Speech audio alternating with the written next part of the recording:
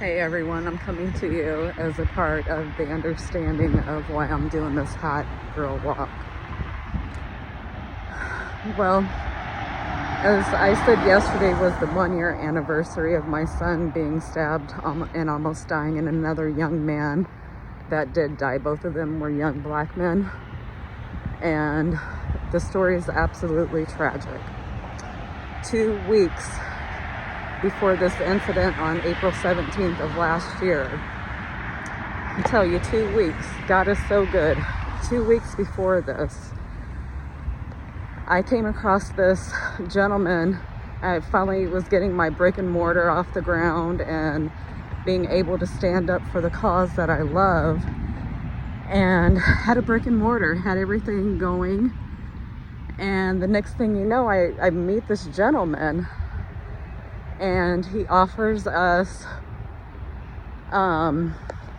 service for an ambulance, basically in the skies. So he's basically they're an air flight medical team, and they're for rural communities, which basically provides a service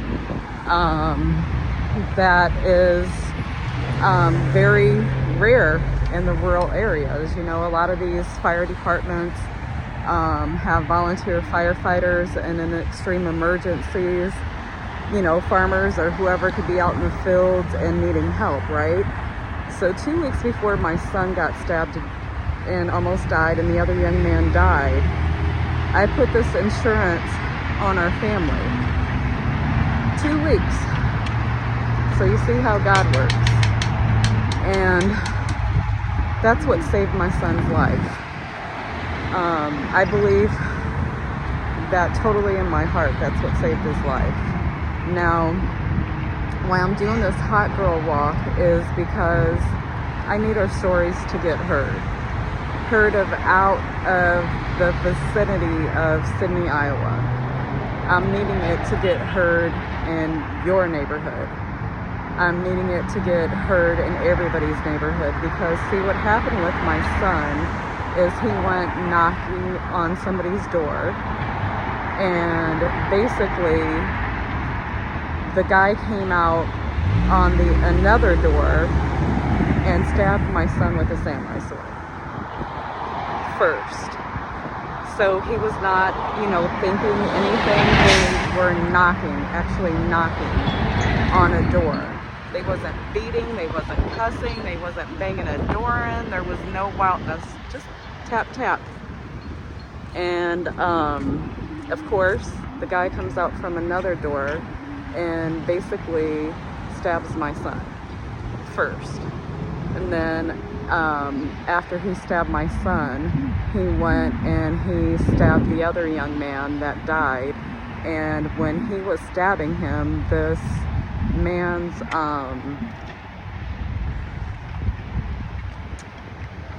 children's mother, I'm gonna respect the human being in a person and just call her a children's mother, came out with a bed pole and smashed Corey as he lay there helplessly bleeding to death.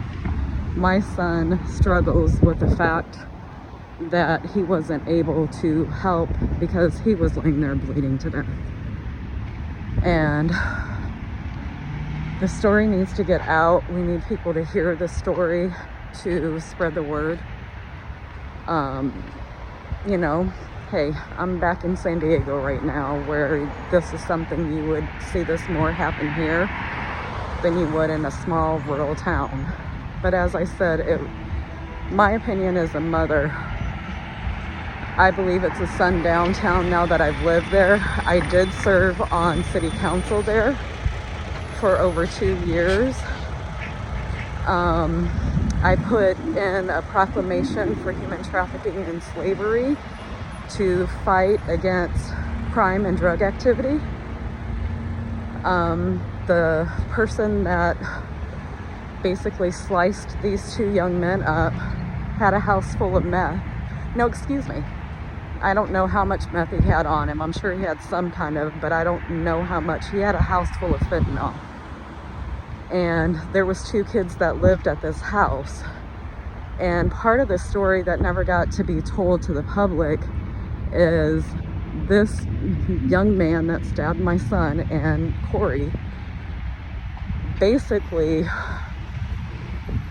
had his kids picked up the night before because he had some disagreements with Corey. And I don't know what all Corey knew about it. All I knew is my son had the day off work.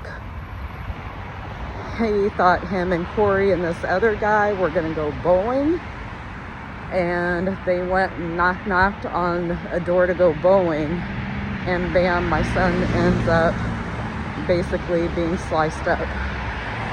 My son had his ribs broken open and was basically fighting for his life. He's a 5%er. 95% of the people that have this type of an injury, the doctor said that 75% of his liver was severed. Now, for anyone that knows anything about bleeding, we have a rare disease in our family that has to do with bleeding. So for my son to live this tragedy and come out on the 5% side and be a survivor is just, we are so enormously grateful for that. But a huge part of this is just basically the injustice of the time that was given to the party that stabbed my son, the part that there was no actual victory for us. He got 7 years. He got 7 years. Do you hear me? Like, I have to stop the hot girl walk. 7 years for killing a man, stabbing a man damn near to death, having a house full of fentanyl. 7 years in the state of Iowa. So, hello, I don't like those laws. So we were happily kicked out of Iowa. My son is basically really still struggling there. I just mentally couldn't take it anymore. I got tired of the discrimination. I did ask for that court hearing to be transferred because I opened the courthouse, hello, and I wanted to be able to keep my business going even after. Well, guess what? That didn't happen. Hello? Guess what? You know, I mean, we wasn't allowed to move the trial. Guess what a bigger part of the story is? If you remember a few minutes ago, I done told everybody here that the big part of this is the county attorney. Now, the county attorney, well, I got to start walking again because I'm getting a little bit frustrated. The county attorney and I go back to when I was on city council, and he was at that time the mayor. And when he was the mayor and I was on city council, he literally flipped me off, me, in a city council meeting because he was proven by the his little theory, you know, was wrong. I brought in basically a part of the southwestern Iowa people to make sure people have safe homes, have safe housing. He was proven wrong. So guess what? He gave me the birdie in the middle of a meeting. And, you know, I'm the outsider. Of course, they don't like that idea. Why have safe housing for American citizens? Come on. I guess that was just, you know, not good enough for Sydney, Iowa. They would rather live in shitty housing. You know, that's okay for people because just live in a shitty housing where people are basically making money off of you and you can't do anything about it because you're not able to upgrade the property because it's not your shit, but they don't give a damn how bad the property is. hello? Well, let's just say we've had a very, very, very rough year. And I'm gonna stick my glasses back on because the sun is real here. And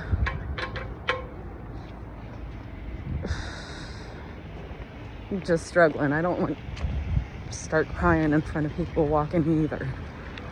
But for the most part, I need this story to get out.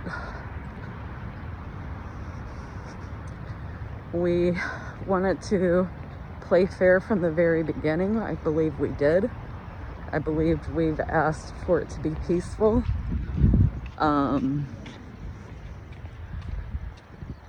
We have been peaceful. We didn't cause a big stir up. We tried to believe in the system.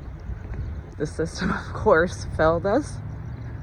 And we're needing the truth to get out. What about the sheriff that when I was reporting some stuff to him, they told me to come report, you know? So I come to report some stuff about the sheriff. And the next thing you know, I'm being told that basically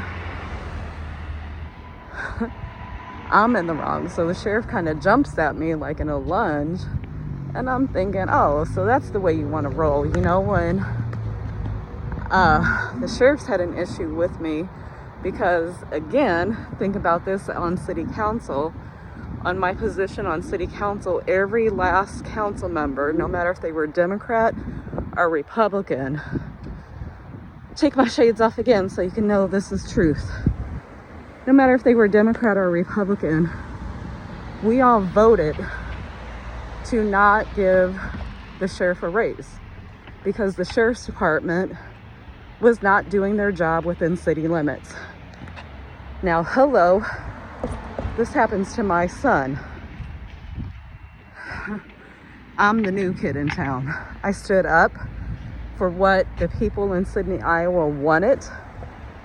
They were tired of being the second highest paying tax town in the county of Fremont and having to pay the second highest taxes, but yet the only time when the sheriff's department was monitoring this is basically when we as city council had to follow up. I can't tell you how many times I had to put Kevin on the agenda. I had to call him and literally put him on the agenda, and then he would sit in front of the camera and look like this great big hero because when the newspaper lady was there, Sandy, to take his picture, he would sit and smile and tell this big old story, but he forgot to say, hey, Councilwoman Kyle, hello, put my ass on the agenda. Come on now. There's so many secrets that Sydney, Iowa don't want to get out. Don't get me started because y'all know about the well. I know you heard about it. I know it's true because when I was on city council, going off the subject of my son, when I was on city council, I was told that, I have to watch my step here. Okay, I was told that if I had any issues, there was a place for me to take care of people. That they had a well, and watching my step again, we were able to handle the business. So, therefore, I believe the well story is true. But anyways, back to my son. I'm gonna have to, hello, I'm gonna have to go ahead and wrap this up for today because I'm getting to my location and I'm ready to relax.